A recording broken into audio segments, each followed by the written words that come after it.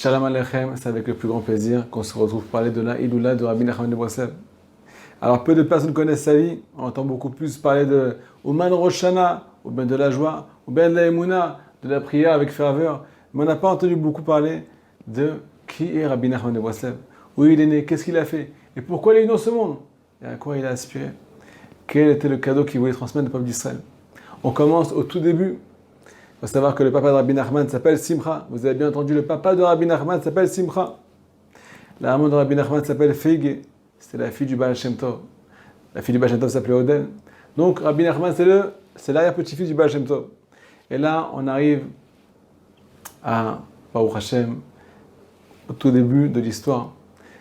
Rabbi Simcha, c'était un très grand tzaddik. Donc le papa de Rabbi Nachman, c'était un très grand tzaddik. Il avait l'habitude de partir plusieurs semaines en dehors de la maison pour aller s'isoler avec Hachem, aller étudier et aller se retrouver avec son Créateur. Il voulait se séparer complètement de ce bas monde. Mais il avait promis à sa femme Feige qu'il allait retourner chez lui, revenir à la maison la veille du Shabbat Kodesh. Feige devait aller tremper au mikvé ce soir-là et ils attendaient un grand cadeau. Plusieurs fois, Rabbi Shimon Bar Yochai et le Baal Shem Tov sont venus en rêve à la maman de Rabbi Nachman, Feige, et lui ont promis qu'il y avait quelque chose de très spécial qui allait se passer cette année-là. Qu'elle allait avoir un très grand cadeau. Elle a fait elle arrive le vendredi, et elle voit que son mari n'est toujours pas arrivé, mais elle avait ce qu'on appelle le roi HaKodesh. Elle avait l'Esprit Saint. Donc elle pouvait voir sans GPS, en faisant des Yehudim, ce qu'on appelle des Yehudim, en faisant des combinaisons du nom d'Akadosh Baruch Hu. Elle pouvait voir, avec son Esprit Saint, où se trouvait son mari. Mais ce jour-là, manque de peau, elle n'arrivait pas à trouver son mari. Incroyable. Elle a persisté au moment de l'allumage des bougies, la veille de Shabbat Kodesh. Elle n'arrive toujours pas à trouver son mari. Mais là, qu'est-ce qui se passe? Elle s'est endormie. Elle a fait un rêve très particulier à Botaï. Elle est arrivée de sa maman, la fille du Baal Shem Tov, Oden. Et sa maman est accompagnée des 4 Imaot, Sarah, Rivka, Rachel et Léa, qui sont venues en rêve à la Tzadeket Feig. Elles lui ont promis que son mari allait revenir et qu'elle allait avoir un très très grand cadeau ce soir-là. Et là, ils l'ont pris dans ce qu'on appelle l'endroit où tous les hommes du peuple d'Israël se retrouvent. Et là, elle a vu 2 grandes lumières. Elle a vu 2 lumières très particulière. La première lumière, elle a demandé au Imaot, mais c'est quoi cette lumière? Ils lui ont dit, c'est l'âme du Baal Shem Tov. Et elle a vu une lumière encore plus resplendissante par la suite. Il dit, mais c'est qui cette âme? Elle dit, ça c'est le cadeau qu'on veut te faire. Bien entendu, on parle de l'âme de Rabbi Nachman de Breslev. Elle s'est réveillée, elle a surpris son mari qui vient d'arriver. Elle a dit où tu étais, ainsi de suite. Bref, son mari est retourné à la choule, elle a été trempée au mikvé. Et là, son mari, il a eu il a fait une prière très particulière. Il a prié plus longtemps que d'habitude au Beth Knesset, avec beaucoup de ferveur. Il est revenu, il a fait kiddush avec une kavana, avec une ferveur très particulière. Et de cette union est né ce qu'on appelle le tzaddik Rabbi Nachman de Breslev. Ce soir-là, il est né en 1772, 9 mois après. À Botaï, il est né dans la maison du Baal Shem Tov. La maison du Baal Shem Tov à Mejibouj. Où il est né dans la maison du Baal Shem Tov? Dans la chambre où le Baal Shem Tov priait et étudiait. Dans la chambre où le Baal Shem Tov, ça donnait corps et âme au service divin pour se rapprocher d'Akadosh Baruch Hu. Quelque chose d'extraordinaire à Botaï. Il est né dans la maison de son arrière-grand-père. Et là maintenant, on arrive à la Brit Mila. Brit Mila de Rabbi Nachman de Breslev. Baruch Hashem, une très grande joie. Quelque chose de très particulier s'est passé ce jour-là. Feige, elle était tellement sainte que tout le monde l'appelait Feige la prophétesse. Et là, elle a vu que l'âme de son fils était tellement grande qu'elle a demandé à l'oncle de Rabbi Nachman, Rabbi Baruch Mejibouj, je t'en supplie, prie pour cet enfant, qu'il n'y ait pas de controverse sur cette âme. Rabbi Baruch Mejibouj lui a répondu, c'est impossible, cette âme est tellement grande qu'il va forcément avoir de la controverse sur elle. Et là, on a appelé cet enfant, Nachman, au nom de son grand-père, Rabbi Nachman Orodanka. Mais Rabbi Baruch Mejibouj a dit, c'est pas pour rien qu'on l'a appelé Rabbi Nachman. Ça fait référence au pasouk. Nachman, ça veut dire Nechama, ça veut dire le réconfort. Cette âme est venue réconforter les âmes faibles, les âmes qui se sont égarées, les âmes plus exactement qui cherchent à se rapprocher, corps et âme, de leur Créateur, mais qui ont du mal, mais qui ont une recherche. Et ceux qui n'ont pas de recherche et qui touchent aux enseignements de Rabbi Nachman de Breslev, alors on dit que c'est une ségoula, mais vraiment il faut vérifier. Je vous encourage à vérifier. C'est une ségoula pour la Teshuvah à Botaï. C'est une ségoula pour ouvrir son cœur. Breslev, Rabbi Nachman a dit, c'est quoi Breslev? C'est les mêmes lettres que Bassa Alev. Bassa Alev, c'est un cœur de chair. On a tous un cœur de pierre, on aimerait bien avoir un cœur de chair. Alors pour ça, on a Baruch Hashem des enseignements dotés d'une lumière extraordinaire. Une lumière qui vient de ce qu'on appelle un monde qui s'appelle Olam HaTzilut. Je peux avoir beaucoup de détails ici. Et là, Baruch Hashem, on arrive à l'âge de 6 ans. Et Rabbi Nachman décide de se séparer de ce qu'on appelle la matérialité et de consacrer toute sa vie à la spiritualité. Il décide quelque chose de très particulier, de ne plus profiter du plaisir de la nourriture. Il voulait mettre le plaisir de la nourriture complètement de côté. Il s'est dit, mais comment je vais faire? Je ne peux pas manger. Alors il lui est venu à l'idée de ne pas avoir de goût, de ne pas avoir du plaisir du goût de la nourriture. Il mâchait la nourriture sans la faire passer par son palais, je ne sais pas comment il s'est arrangé, et à la fin sa gorge elle a gonflé, complètement gonflé, il a eu des petits soucis, et ainsi de suite. Et là on avance, Baruch Hashem, doucement, doucement. Et il entend une histoire du Baal Shem Tov Akadosh, qui est devenu orphelin de père et de mère à un très jeune âge. Son papa, avant de partir, il a dit au Baal Shem Tov, sache qu'il n'y a que Akadosh Baruch Hu dans ce monde. Il n'y a que lui. Tout est éphémère. Il n'y a que lui dans ce monde. C'est pour ça que tu dois t'habituer à parler à Hachem. Tu dois t'habituer à chercher que Akadosh Baruch Hu et à ne voir que Hachem dans ta vie. Et un milvado. Tu dois aller à Hachem, toi, après l'habitude de partir en Eid des doutes, partir s'isoler avec Hachem et de parler beaucoup de s'adresser à Akadosh Baruch Hu. Et là, il y a un enfant tout jeune, ce qu'on appelle Rab Hashanim, un enfant d'un très jeune âge qui entend ces paroles-là. Cet enfant, c'est Rabbi Nachman de Breslev. Quand il a entendu ces paroles-là, son cœur il s'est enflammé. Il s'est dit, moi aussi je vais aller dans le chemin du Baal Shem Tov. Moi aussi je veux grandir, je vais m'isoler avec Hachem. Moi aussi je veux chercher un Kadosh Baruch Hu. Il y a plein d'histoires qui nous montrent la grandeur de Rabbi Nachman, combien il a cherché son Créateur, combien à un très jeune âge, il avait son cœur qui brûlait, combien il a même payé un enseignant. Il payait son enseignant de la Gemara plus cher pour qu'il lui fasse plus, pour qu'il lui enseigne plus de daf de Gemara, plus de pages de Gemara. Il y a des histoires extraordinaires, on ne peut pas tout raconter maintenant. Bref, on arrive au jour de la Bar Mitzvah. Comme vous le savez, la Bar Mitzvah, c'est à 13 ans. Mais Rabbi Nachman, il sait non seulement lié à Akadosh Baruch Hu à sa Bar Mitzvah à l'âge de 13 ans, mais il sait aussi le mariage de 13 ans. Le jour de sa Bar Mitzvah, il y a eu aussi son mariage. Et là, il s'est passé quelque chose de très particulier. Il a à peine baissé le voile sur le visage de la Kala, sur le visage de sa future femme, qui est déjà partie. Il n'est pas encore entré sous la choupa. Il s'est enfui du mariage. Il était parlé à des juifs. Il a commencé à discuter avec des juifs là-bas. Il a commencé à leur parler de ce qu'on appelle le tachlit, le but final. Pourquoi on est venu dans ce monde? Pour chercher Hachem, pour prier Hachem, pour étudier. Rabbi Nachman avait une phrase qui revenait beaucoup dans sa bouche. On n'a rien à faire dans ce monde, à part prier, étudier et servir Hachem. Alors, c'est des phrases qui sont un peu fortes, mais c'est des phrases qui doivent nous réveiller. Et là-bas, il a fait ce qu'on appelle son premier élève, Rabbi Shimon. Là-bas, il a trouvé un juif qui s'appelait Rabbi Shimon là-bas. À l'âge de 13 ans, il a eu son premier élève. Imaginez-vous. Il vient de faire la bar mitzvah, il se marie, il a son premier élève. Tout ça à l'âge de 13 ans. Et là, Rabbi Nathan rencontre Rabbi Nachman. Et là, il s'est passé quelque chose de très particulier. Il faut savoir qu'à la base, Rabbi Nathan avait déjà vu en rêve Rabbi Nachman. Pas raconter l'histoire, ça va être un peu trop long sinon. Mais là, il retrouve l'image du rêve, il retrouve le Rébi qu'il avait déjà aperçu dans son rêve. Et là, Rabbi Nachman lui dit, on s'est déjà vu, on se connaît déjà, mais ça fait un peu longtemps qu'on ne s'est pas vu. Mais maintenant, lui dit Rabbi Nachman, je ne suis plus seul. Je ne suis plus seul puisque toi, maintenant, tu es venu et tu vas pouvoir transmettre mes enseignements. Rabbi Nachman a déclaré que si ce n'était Rabbi Nathan, son plus grand élève, alors il ne serait pas resté une seule feuille du Likutei Moharan. Quelle est l'histoire du Likutei Moharan, Rabotai?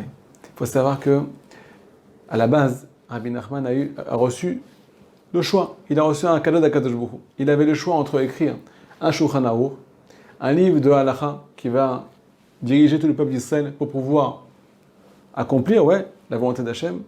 Et il a dit que si jamais il avait écrit ce livre, alors tout le monde aurait tranché comme lui, sur ce livre. Mais il a préféré mais il avait un deuxième choix, le choix d'écrire le Likutei Moharan. Et là, il a décidé qu'il valait mieux pour lui d'écrire le Likutei Moharan, pour la simple et bonne raison que accomplir le Shulchan Aruch, parfois c'est facile, parfois c'est moins facile. Lui, il a décidé de donner des conseils, comment appliquer le Shulchan Aruch. Des conseils, comment se relever quand quelqu'un a trébuché. Comment se renforcer malgré nos difficultés. Comment se rapprocher d'Akadosh Baruch Hu, peu importe qui tu es, peu importe où tu es tombé, peu importe où tu as été éduqué. Ce qui est le but de l'ouvrage du Likutei Moharan. Ce livre, il avait beaucoup de mal à sortir. Mais quand il est sorti, Rabbi Nachman a déclaré, puisque maintenant mon livre est sorti, alors, entre guillemets, la Géoula, la délivrance a commencé. On parle d'une délivrance, bien entendu, générale et bien sûr une délivrance personnelle. Tout celui qui étudie ce livre, il peut comprendre et voir que, entre guillemets, ça réveille le cœur, ça attendrit le cœur. Comme on l'a dit, Breslev, c'est les mêmes lettres que Bassar Alev. Bassar Alev, c'est un cœur de chair. Il faut savoir qu'à la base, on a tous un cœur de pierre par rapport à certaines choses, par rapport à certains enseignements, par rapport à certaines lois du Shulchan Aruch, par rapport à certaines choses que Akadosh Baruch Hu attend de nous. Mais là, on peut arriver à ramollir ce cœur. Et c'est le but. Et c'est ça qui doit être notre recherche. C'est ça notre recherche. Alors, il a dit comme ça, que son livre, il va arriver à, entre guillemets, ramollir le cœur, à défaire les nœuds qu'il y a dans notre cœur envers Akadosh Baruch Hu. Maintenant, par rapport aux enseignements de Rabbi Nachman, il y a plusieurs enseignements qui sont très connus, comme la leçon Resh Pebet, 282. Voilà. L'enseignement 282 dans l'Ikutei Moharan. Là-bas, Rabbi Nachman nous enseigne comment un juif doit se regarder, comment il doit se regarder quand il est en haut, quand il est en bas, quand il s'éloigne, quand il se rapproche d'Akadosh Baruch Hu. Comment Hachem le perçoit à Bota, il faut savoir que on se fait avoir par notre Yitzhara. Notre Yitzhara nous dit voilà, tu fais des bonnes choses, tu as un grand sadique. Et là, il y a l'orgueil qui se place à l'intérieur de nous. Tu fais des mauvaises choses, tu as un très grand rachat. Et là, il y a le désespoir qui s'installe à l'intérieur de nous. Rabbi Nachman dit complètement le contraire. Quand tu es haut, sache que tu es très bas. Et quand tu es très bas, sache que tu es très haut. Mais il faut savoir comment te regarder. Il faut savoir regarder tes points positifs. Je vais vous faire partager une parole de Rabbi Nathan, une parole qui m'a beaucoup renforcé la bataille. Il y a des gens qui ont en eux l'attribut de vérité qui est très développé. C'est des gens de vérité. Ils appellent un chat, comme on dit. Quand ils ont fait une belle avéra, ils se disent voilà, je suis un très grand rachat. C'est la vérité. J'ai fauté. J'ai mis en colère mon créateur. Mais ils ont un petit problème, ces gens-là. C'est que l'attribut de vérité, il est complètement placé dans ce qu'on appelle le côté négatif. Par contre, dans le côté positif, l'attribut de vérité est complètement mis de côté. Et là, il y a le mensonge qui s'installe. Ils ne savent pas accepter leur qualité. Ils ne savent pas mettre le dagesh, le point, les yeux sur leur qualité. Ils ne savent pas mettre leur qualité en valeur. Le mal est mis en valeur, mais le bien n'est pas mis en valeur. Alors, Rabbi Nathan nous dit, si tu veux être un juif qui veut s'attacher à l'attribut de vérité, tu dois avoir l'attribut de vérité développé, non seulement dans ce qui s'appelle ce que tu dois arranger envers Akadosh Baruch Hu, mais aussi dans ce que tu as fait, aussi dans tes qualités. C'est comme ça que tu peux être équilibré. Si jamais tu regardes que le mal, tu vas, entre guillemets, partir dans le mauvais chemin. Tu regardes que le bien, tu vas t'enorgueillir. Alors il faut avoir un équilibre. À Botaï, on doit être des gens de vérité. On doit chercher à être droit. Et pas commencer à tourner en bourrique, et à se faire des films. Je suis bien, je suis pas bien. Mais il faut être droit jusqu'au bout à Botaï. Ça, c'est le premier enseignement de Rabbi Nachman. Deuxièmement, ce que vous connaissez tous. Il n'y a pas de désespoir. Qu'est-ce que ça veut dire qu'il n'y a pas de désespoir? On ne voit pas des juifs qui sont désespérés dans ce monde. Non. C'est vrai qu'on voit des juifs qui sont désespérés dans ce monde, mais Akadosh Baruch Hu ne désespère de aucun juif. Et c'est ça que le tzaddik qui vient nous faire rentrer dans le cœur, dans la peau, dans le sang, dans la chair, dans les os à Botaï. Akadosh Baruch Hu ne désespère de aucun juif. Et il attend que chaque juif revienne. Nos sages nous disent Akadosh Baruch Hu choshev marchavot le balidar mimon idar. Akadosh Baruch Hu passe son temps à réfléchir. Comment approcher et comment ne pas éloigner les juifs de la Torah. Alors à Botaï, si on se fait éloigner par la Torah, c'est qu'on n'a pas entendu ce qu'on appelle le bon style, le bon nigoun, la bonne mélodie. On n'a pas entendu le son de cloche, le bon son de cloche. On nous a dit les paroles de la Torah avec un son un peu trop agressif, ou bien pas assez posé, pas assez équilibré. C'est pour ça qu'on a besoin d'entendre des paroles qui viennent nous réconforter, qui viennent nous replacer vers, bien entendu, la vérité. À part ça, il y a la joie, la simcha à Botaï. La simcha, c'est ce qu'on appelle la guérison, ce qu'on appelle la chavat adat. On a la tête large, on a le cœur large. Quelqu'un qui est malheureux, il a le cœur serré, il a l'esprit petit, et il ne comprend rien dans sa vie. Il s'énerve sur tout le monde, et il s'éloigne d'Akadosh Baruch Hu. Et là, Rabbi Nachman a mis l'accent sur la simcha, sur la joie. À Botaï, sans joie, on peut arriver à rien. Même un grain de sable peut peser 1 tonne. On voit un juif qui se lève le matin, et ce qu'on appelle, il a l'air sobre, il n'arrive pas à mettre les pieds en bas du lit. Il va s'allonger pendant des heures, et il est plongé dans ses pensées. Il n'arrive pas à mettre un pied devant l'autre. Alors qu'un juif qui a la joie, alors lui, il saute du lit. Et il est ce qu'on appelle zariz. Il est plein d'entrain. Il arrive à la prière, il prie avec Kavana. Il arrive à l'étude de la Torah. Il s'adonne, il comprend tout. Il avance sa vie. Il est joyeux. Il sourit à son prochain. Il a du shlam bayit. Il a des enfants qui le respectent. Il respecte ses enfants. Et bref, il avance dans sa vie. À part ça, on a ce qu'on appelle la hitboledut. S'isoler à la création de Rabbi Nachman a dit que homme, femme, enfant, petit et grand, on doit tous parler à Hachem et lui raconter tout ce qui nous arrive, tout ce qu'on a sur le cœur. À Botaï, c'est un enseignement c'est la base. C'est la base de tous ces enseignements. Rabbi Nachman a voulu nous rapprocher, nous coller nous faire rencontrer le Bo'olam, nous faire rencontrer le Créateur. Mais pour ça, il faut s'adresser à lui. C'est pour ça qu'il a beaucoup parlé de la Boledut Rabotai. À part ça, Yachatzot, se lever au milieu de la nuit et pleurer sur le Beth Amikdash.